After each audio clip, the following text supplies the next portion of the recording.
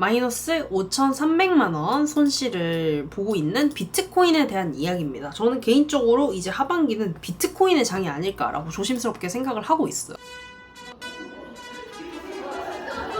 거래대금도 안 나오는 코인 한다고요. 이렇게 모두가 무시할 때 그때야말로 코인에 들어가야 하는 진정한 타이밍이 아닐까 그런 생각이. 비트코인 뭐 앞으로 간다, 암호화폐가 미래다, 이런 여러 가지 얘기를 듣고, 특히 저는 또 주변에서 엄마가 비트코인이 미래가 될 것이다 해서 비트코인을 사긴 했지만 비트코인에 대해서 100% 신뢰하고 이게 뭔지, 왜 앞으로의 미래가 될 것인지에 대해서 설득할 수 있느냐라고 하면 솔직히 물음표였어요. 뭐라고 정의해야 되는지도 잘 몰랐었고, 비트코인 관련해서 얘기를 많이 방송에서 또 했었는데 그때 시청자들과 이렇게 얘기를 하다 보면은 내 논리가 분명히 허점이 있다, 지금 완벽하지 않다, 이런 생각들이 들고, 솔직히 챗GPT랑도 이런 얘기를 많이 했었고, 제가 최근에 책을 하나 읽었어요. 그 어떤 책인지는 이따가 설명을 드릴 건데, 책을 통해서 제가 갖고 있었던 기존의 이런 의구심에 대해서 많이 해소를 했어. 비트코인은 올인어글이다, 이게 결론이거든요. 올인어글은 알을 낳아요. 근데 젖을 먹여요. 부리가 있는데 털도 있고, 그래서 이게 생물학적으로 포유류로도 분류를 하기가 어렵고, 조류도 아니고 파충류도 아니고, 우리가 여태까지 범주화해서 분류를 하려고 했었던 그 안에 딱 들어맞지 않는 거야. 그래서 올인어그리과라는 완전히 새로운 개념 안에 들어갔어야만 했었던 거죠. 우리는 기존에 갖고 있었던 규범을 가지고 그 안에서 해결을 하려고 하는데 그거에 반하는 게 나오니까. 근데 비트코인은 정확히 그것과 궤를 같이 합니다. 여태까지 우리가 비트코인에 대해서 정확히 정의를 하지 못하고 뭔가 찝찝한 부분이 있었다면, 비트코인 역시 세상의 분류학 체계에서는 분류될 수 없었던 어떤 것이 있었기 때문입니다. 화폐, 디지털 금, 투기 자산, 오픈소스 소프트웨어, 정치운동, 모든 것에 어느 정도 걸쳐 있지만 딱 이것이다 라고 할 수 있는 명쾌한 거는 사실상 없었다는 말입니다. 비유가 전혀 공감되지 않는 거 보니 꽐라드신 것 같습니다. 그리고 다시 할 수도 있어요. 제가 지금 저도 취해갖고 무슨 말인지 잘 모르겠거든요. 아무튼 기존의 분류학 체계에서 분류될 수 없는, 세상에 없었던 새로운 개념을 갖고 온 것이기 때문에 우리가 기존에 갖고 있었던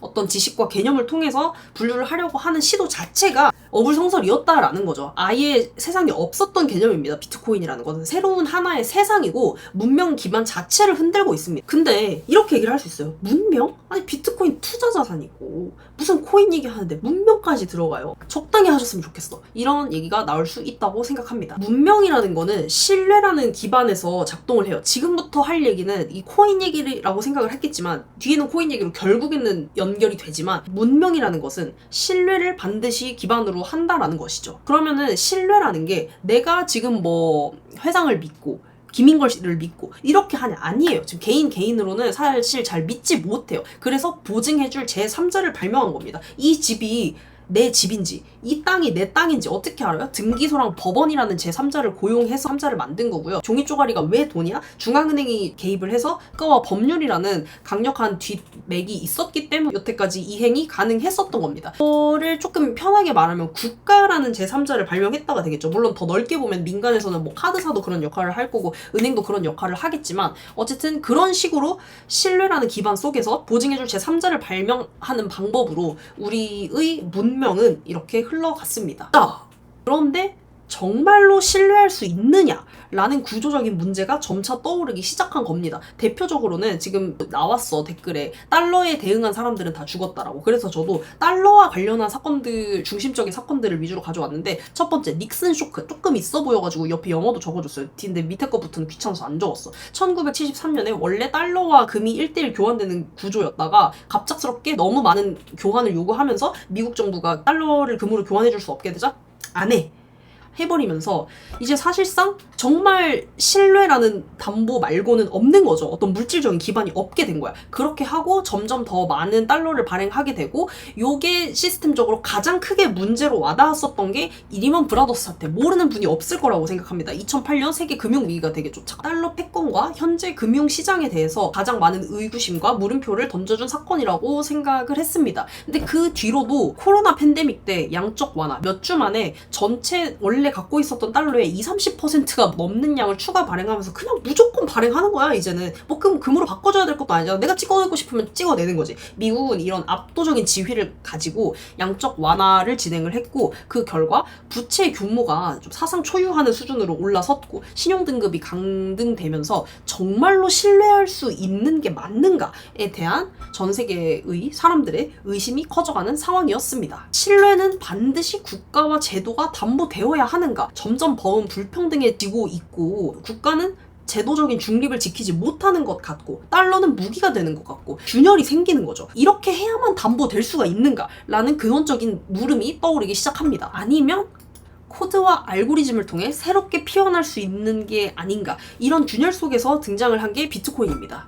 비트코인은 불신한다는 거를 전제로 해요. 누구도 믿을 필요가 없어요. 비트코인 시스템에 대해서 공부를 해보면 사람이 탐욕을 부리고 이럴 것을 고려해서 예를 들어서 비트코인 51%가 넘어야 해킹을 할 수 있는 뭐 이런 구조 때문에, 요거는 지금 나중에 얘기를 하려고 하는데, 그런 것 때문에 결국은 비트코인은 해킹을 안 하는 게 더 가성비다 이렇게 되거든요. 그런 식으로 시스템을 해놨어요. 누구도 믿을 필요가 없다. 그런 바탕으로 시스템을 만들었기 때문에 시스템 자체가 신뢰입니다. 중앙의 통제 없이 기존의 것에서 완전히 벗어나서 새로운 질서를 하나 만든 거예요. 중앙의 통제 없이, 법적 보증 없이 17년 동안 단 한 번의 해킹이나 멈춤 없이 약속된 규칙과 수학만으로 만들어낸 차원이 다른 신뢰입니다. 불변하는 가치예요. 순간적으로 51%를 해킹하면 그렇죠. 그리고 그 비트코인이 해킹이 되면 시장의 가치가 없다고 판단해서 영원에 수렴할 것이기 때문에 그렇게 돈을 들인 대가도 없게 되는 거죠. 자, 하지만 어떤 사람들은 이렇게 말을 할 수도 있습니다. 아닌데? 막 해킹하던데? 북한 해커가 수천 털어놨다고 뉴스 봤어. 비싸면서 갖고 있지도 않은 비트 60조 뿌려가지고 가격 떨어진 거 어떻게 설명할 건데?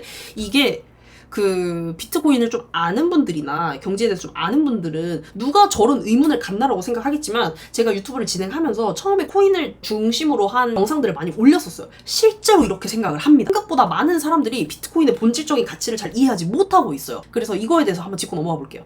주식으로 치면 삼성전자 자체를 뚫어가지고 주식을 갖고 온 게 아니라 증권사 자체의 서버하고 네 계좌에 비번을 턴 거다. 그러면 뭐 증권사하고 너의 마음은 아프겠지만 그게 삼성전자 자체의 가치에 위협이 되는 행동이냐? 라고 물어보면 그건 아니죠. 북한이 비트코인을 많이 해킹한 것에 대해서는 그냥 이렇게 설명을 하면 제일 간단할 것 같아. 근데 내가 이번에 찾아보면서 좀 놀랬던 게, 비트코인을 북한이 그렇게 훔쳐가지고 갖고 있는 물량이 전 세계 3위래.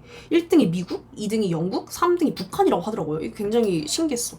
그리고 빗썸 사태에 대해서도 얘기를 많이 할 것 같은데 그건 제가 영상으로 다룬 바가 있기 때문에 이 영상을 참고해 주시면 되겠습니다. 아마 유튜브 영상으로 올라갈 때는 여기 위에다가 또 띄워줄 거야.